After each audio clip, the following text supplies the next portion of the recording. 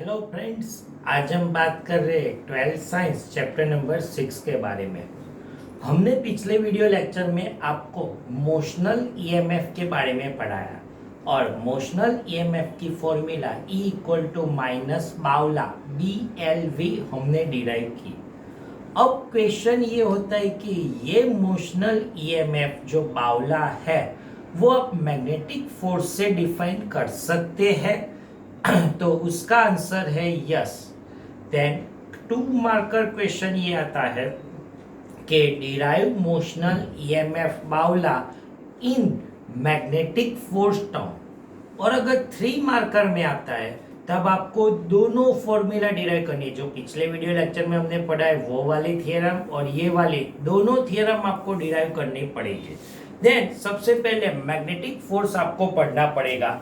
Then Q charge, magnetic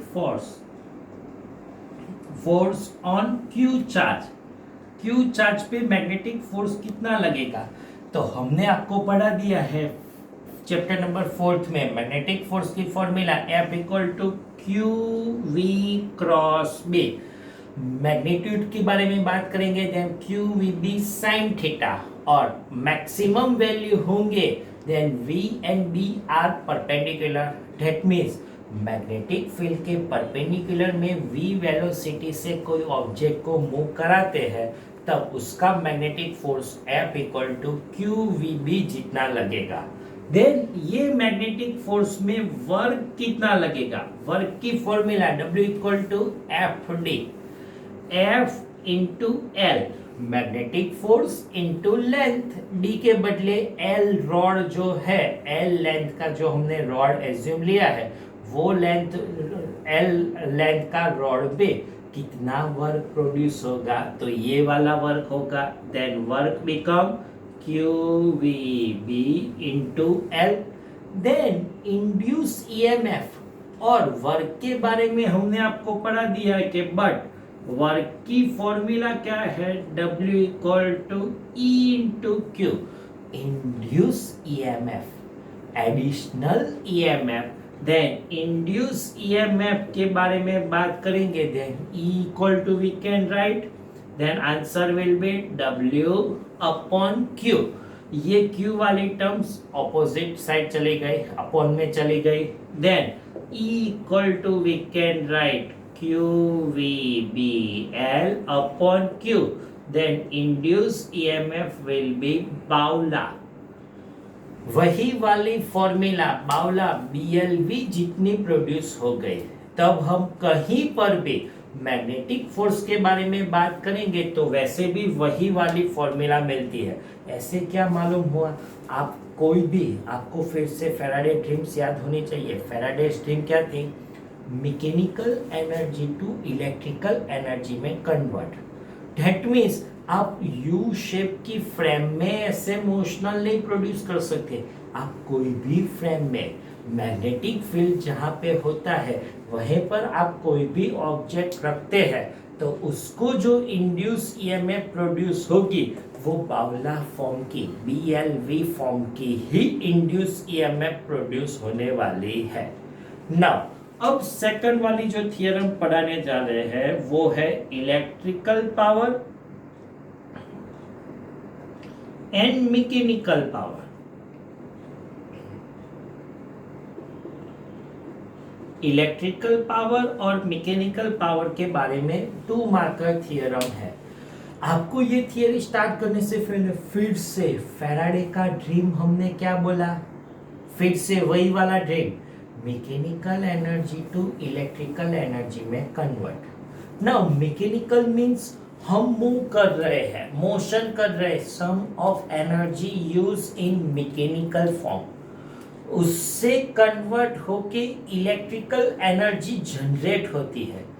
ये जो electrical energy generate होती है उसमें कुछ लॉस होता है या नहीं, लॉस होता है तो कितना लॉस होता है, ये सब बारे में बात करने वाले हैं इस थियरी में। That means mechanical power and electrical power के बारे में हम आपको पढ़ाने वाले हैं। वो सब पढ़ने के लिए सबसे पहले मोशनल ईएमएफ की क्या फॉर्मूला थी,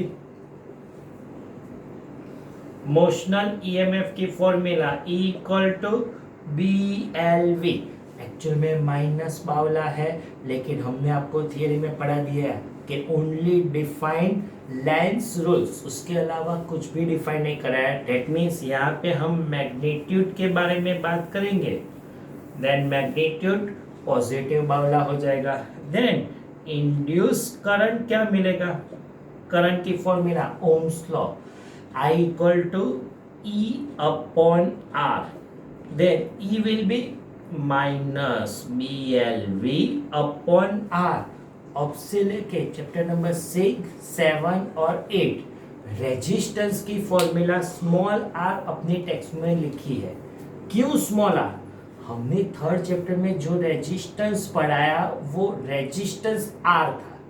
अब जो रेजिस्टेंस ये है, ये सोलेनोइड का रेजिस्टेंस है। That means solenoid, that means one type of loop, और जो लूप होती है उसका सम ऑफ रेजिस्टेंस वायर होता है कि कोई भी होता है, अगर हम लूप फॉर्म में करते हैं डिराइव, तो उसका जो रेजिस्टेंस होता है वो है स्मॉल r। इसके वजह से हम रेजिस्टेंस ऑफ लूप और रेजिस्टेंस ऑफ सोलेनोइड है, इसलिए स्मॉल r डिफाइन किया हुआ है। तो ये हो गया करंट। देन करंट पे मैग्नेटिक फोर्स कितना लगेगा, magnetic force father equal to bill, father is always paid our bill, then F equal to B common, I की value BLV upon R into L लिख सकते हैं। देन मैग्नेटिक फोर्स आपको क्या मिलेगी, B into B square L square V upon R। But हमने 11 science chapter number 6 में आपको पढ़ा दिया मैकेनिकल पावर, और मैकेनिकल पावर की फॉर्मूला फादर को फावी P equal to F into V हमने आपको पढ़ाई थी।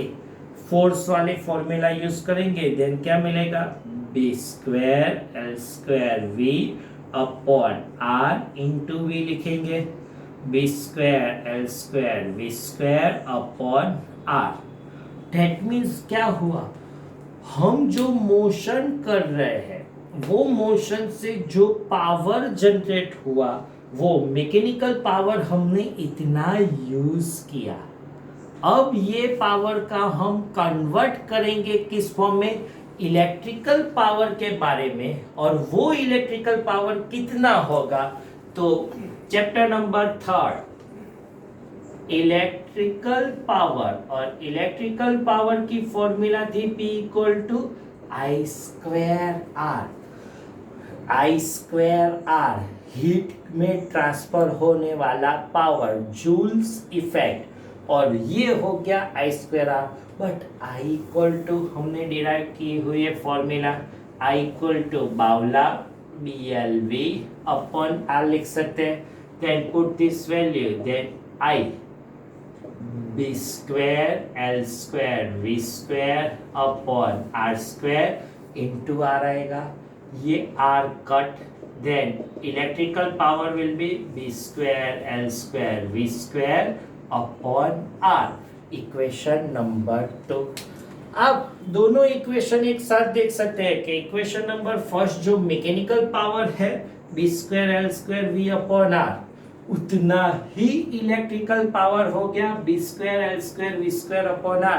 दैट मीन्स क्या हो रहा है, हमने स्टार्टिंग से लेके अभी तक जो भी पढ़ा है उसमें हमने एक सेंटेंस बोला है, आप कोई भी एनर्जी में ट्रांसफर करते हैं कुछ तो एनर्जी लॉस होता ही है। लेकिन अगर हम फैराडेज के ड्रीम के बारे में बात करेंगे कि कोई भी ऑब्जेक्ट को मैकेनिकल में से इलेक्ट्रिकल में कन्वर्ट करते हैं, जितनी मैकेनिकल एनर्जी हमने यूज की वही इलेक्ट्रिकल एनर्जी में हमको रिड्यूस साथ मिल गई, कुछ भी एनर्जी लॉस नहीं हो रहा है। That means we can write electrical power is equal to mechanical power। Electrical power और mechanical power both are equal equal power जितना पावर प्रोड्यूस होने वाला है। तो 2 मार्कर में अगर पावर के बारे में बात करेंगे तो इतना आपको लिखना है। नाउ यहां से आप सेंटेंस के बारे में बात करेंगे कि सपोज इंड्यूस चार्ज कितना प्रोड्यूस होगा। नाउ इंड्यूस चार्ज को हम डिफाइन करने वाले हैं। तो अब सबसे पहले मोशनल ईएमएफ और इंड्यूस ईएमएफ की फॉर्मूला लिखेंगे। इंड्यूस ईएमएफ की फॉर्मूला क्या लिखी थी? Equal to delta phi upon delta T minus Faraday's law. मगर मैग्नीट्यूड अगर रखेंगे then modulus positive value magnitude है, then delta phi upon delta t, then induced current will be, now induced current I equal to Ohm's law, E upon R, E upon small r, but E equal to delta phi upon R delta t। then उसके बाद induced charge आपको क्या मिलेगा? induced charge Q equal to, we can write I delta T QIT, then we can write I delta phi upon R delta T into delta T, delta T cancel, induced charge will be delta phi upon R मिलेगा। That means क्या हुआ? यहाँ से क्या आपको मालूम हुआ? तो उसका आंसर है कि induce charge is depend to properties. First, changing magnetic flux, change in magnetic flux. Magnetic flux पे डिपेंडेबल नहीं है, उसका डिफरेंस पे डिपेंड है। और रेजिस्टेंस ऑफ सोलेनॉइड और रेजिस्टेंस ऑफ कॉइल उस पे डिपेंडेबल है। And not depends on time. सबसे इंपॉर्टेंट वाला टॉपिक है टाइम। हमने 3rd चैप्टर में आपको पढ़ा है, तब हमने फॉर्मूला रखी थी QIT, charges depend on current and time, but induced charge does not depends on time or only depends on change in magnetic flux and resistance of solenoid। आप कितने भी टाइम तक चेंजिंग मैग्नेटिक फील्ड में रखेंगे, induce charge में कुछ change होने वाला नहीं है। लेकिन मैग्नेटिक फ्लक्स का आप डिफर करेंगे देन प्रोड्यूस इंड्यूस चार्ज। तो इंड्यूस चार्ज प्रोड्यूस हो जाएगी कि 2 मार्कर की थ्योरम इंड्यूस चार्ज होती है, तो आपको इतने फॉर्म में सेंटेंस लिखना पड़ेगा। अब हम जो बात करने वाले हैं आज के लास्ट टॉपिक के बारे में, और जो लास्ट टॉपिक अपनी है वो है eddy current.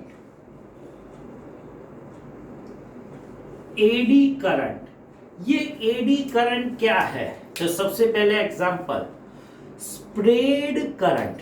Eddy current means कौन सा वाला? स्प्रेड। जो स्प्रेड होता है वो करंट को हम एडी करंट बोलेंगे।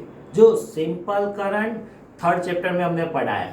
इंड्यूस करंट दूसरे की वजह से कि खुद की वजह से जो करंट प्रोड्यूस होगा उसको हम इंड्यूस करंट बोलेंगे। अब जो ये एडी करंट है, कोई भी रॉड पे जो करंट होगा वो स्प्रेड होता जाएगा, वो spread current means eddy current हम बोलते हैं। नाउ ये एडी करंट सबसे पहले किसने फाइंड किया? फूको नाम के साइंटिस्ट, फूको। और फूको नाम के साइंटिस्ट ने क्या हुआ, कोई भी करंट कोई भी मेटल और नॉन मेटलिक में पास हो रहा है तब वो स्प्रेड होता जाता है, और जो स्प्रेड होता गया वो है एडी करंट। उसका मैं आपको एक सिंपल एग्जांपल लेता हूँ। आप क्लासरूम में बैठे हैं और क्लासरूम में मेरी एंट्री होती है और मैंने बहुत सारा परफ्यूम डाल के मैं एंटर हुआ, तो जो मेरी परफ्यूम की स्मेल पूरे क्लासरूम में स्प्रेड हो जाएगी। ये स्प्रेड हुई करंट जो है वो है एडी करंट। ऐसे स्प्रेड होता है। अगर मैंने माइल्ड स्प्रे डाला होता तो उतना स्प्रे नहीं होता, लेकिन बहुत ज़्यादा स्प्रे डालेंगे स्प्रेड होता जाएगा। आप कोई भी मेटल में ऐसे स्प्रेड होता गया करंट, उसको हम एडी करंट बोलेंगे। उसको हम डिफरेंट कॉन्सेप्ट के हिसाब से हम डिराइव करने वाले हैं। सबसे पहला कॉन्सेप्ट जो अपनी बुक में नहीं है, अपने बुक में एक ही कॉन्सेप्ट है, डैम्प्ड ऑसिलेशन वाला। लेकिन सबसे पहला वाला, सपोज ये ऑब्जेक्ट को हम फ्री फॉल्स करते हैं, ये वाला ऑब्जेक्ट को हम यहां से फ्री फॉल्स करते हैं, तो आपको मालूम है acceleration A equal to G। उसका एक्सेलरेशन के बारे में बात करेंगे। G एक्सेलरेशन से मूव करेंगे, acceleration G that means velocity suddenly increase और मैक्सिमम एक्सेलरेशन से वो मूव होती जाएगी। लेकिन बीच में हम कहीं पर भी मैग्नेटिक फील्ड रखते हैं। ये बीच में हमने क्या रखा, मैग्नेटिक फील्ड रखा, जो क्रॉस सिंबल है। Cross means magnetic field inside में प्रोड्यूस होने वाला है। तो क्या होगा, तो मैं आपको एक दूसरे एग्जांपल से आपको ये कॉन्सेप्ट सॉल्व करता हूँ।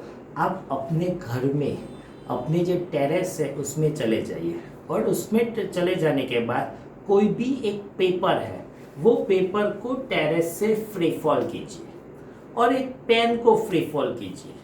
अगर पेन को फ्री फॉल करेंगे A equal to G acceleration से मूव होता जाएगा। लेकिन अगर हम पेपर को फ्री फॉल करेंगे, वो पेपर डाउनवर्ड्स ही जाएगा, लेकिन वो G एक्सेलरेशन से नहीं, ऐसे ऐसे ऐसे एक्सेलरेशन।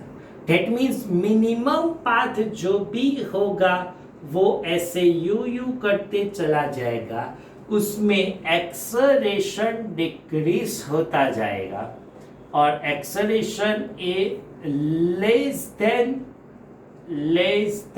G हो जाएगा। Acceleration decrease means velocity decrease, velocity decrease means magnetic force F equal to QVB, force decrease होता जाएगा। मैग्नेटिक फोर्स डिक्रीज हो जाएगा, वर्क डिक्रीज होगा W इक्वल टू FD, और वर्क डिक्रीज होगा then induce EMF decreasing form में जाएगा, current वो स्प्रेड होता जाएगा। दैट मीन्स जो स्ट्रेट लाइन में जाता था वो इतना स्प्रेड होते होते वो डाउनवर्ड्स में चला गया, और वो वाला करंट है उसको हम एडी करंट बोलते हैं। इसको हम सेकंड एग्जांपल से बारे में बात करें। हर जगह पे हम एक्सेलरेशन ही डिक्रीज करने वाले हैं। तो सेकंड जो अपने बुक में है, सिंपल पेंडुलम।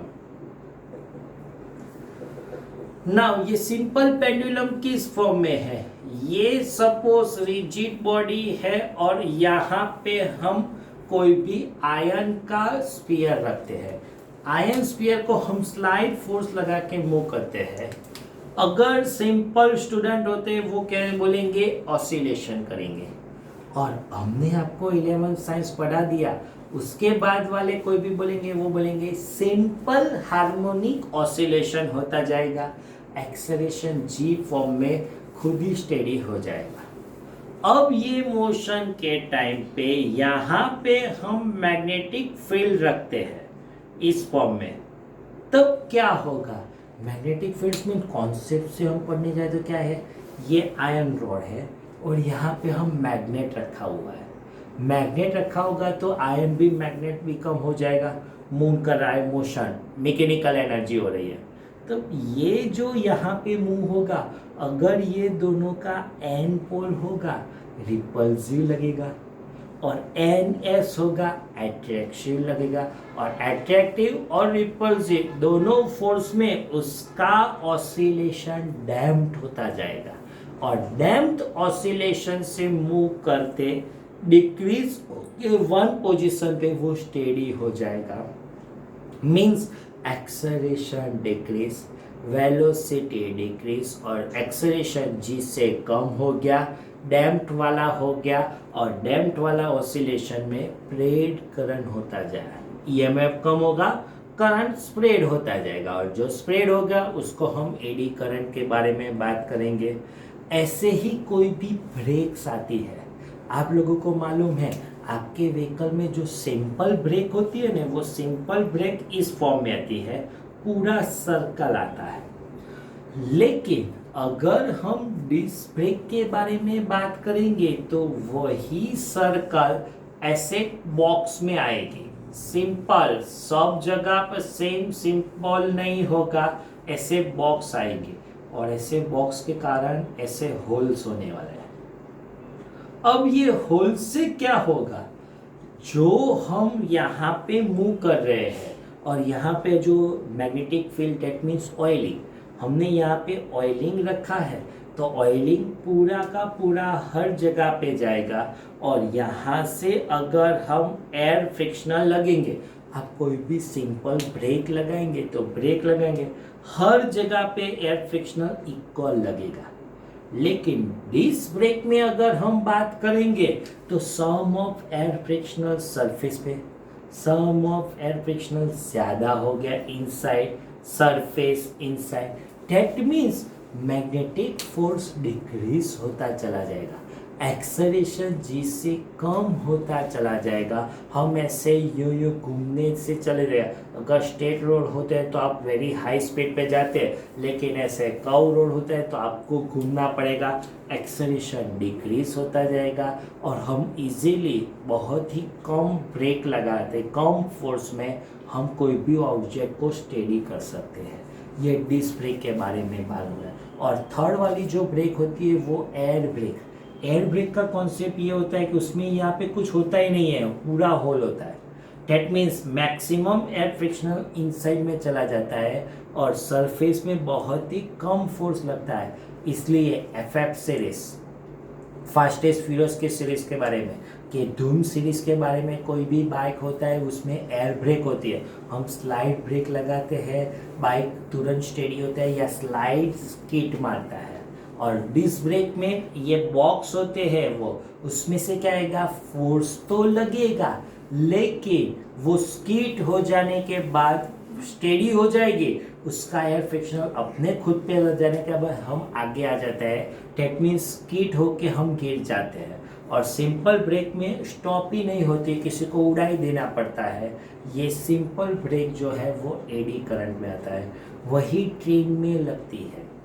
ट्रेन में जो ब्रेक होती है, ट्रेन के आपको लोगों ने ट्रैक मालूम है, वो ट्रैक जो है वो आयरन का ट्रैक है, उसमें हम जो पुली रखते हैं वो भी आयरन की है, दोनों आयरन के मैग्नेटिक फोर्स प्रोड्यूस होगा, इंड्यूस ईएमएफ प्रोड्यूस होगा। इसलिए आप लोगों को मालूम है ट्रेन में जो ट्रैक होते हैं और जो व्हील होते हैं दोनों एक साथ वेरी हाई स्पीड पे जाती है ना, तो वहाँ पे इंड्यूस ईएमएफ प्रोड्यूस होता है, वो स्लाइड वाला करंट जिसे दिखने लगता है आपको, वो ही है इंड्यूस करंट, वो हीट में ट्रांसफर हो जाता है। और अगर हम ब्रेक लगाते हैं, मैग्नेटिक फोर्स की वजह से दोनों कांटेक्ट में है, अगर ऐसे ऑब्जेक्ट को हम ब्रेक लगाते हैं तब हमको ऐसे फॉर्म की ब्रेक चाहिए, सम ऑफ फ्रिक्शनल इनसाइड और आउटसाइड, तो हम इजीली रोक सकते हैं। कोई भी स्टीम होती है, स्टीम मीन्स हीट टेम्परेचर करने के लिए स्प्रेड करना पड़ता है वो करंट, जो कि हर ऑब्जेक्ट में इक्वल टेम्परेचर आता है, वो वाला स्ट्रीम वाला वाटर स्ट्रीम या कोई भी स्ट्रीम होता है, उसमें भी एडी करंट प्रोड्यूस होता है, स्प्रेड जैसा करंट। ये सब फूको ने डिफाइन किया हुआ है। यहाँ पे 2 क्वेश्चन है।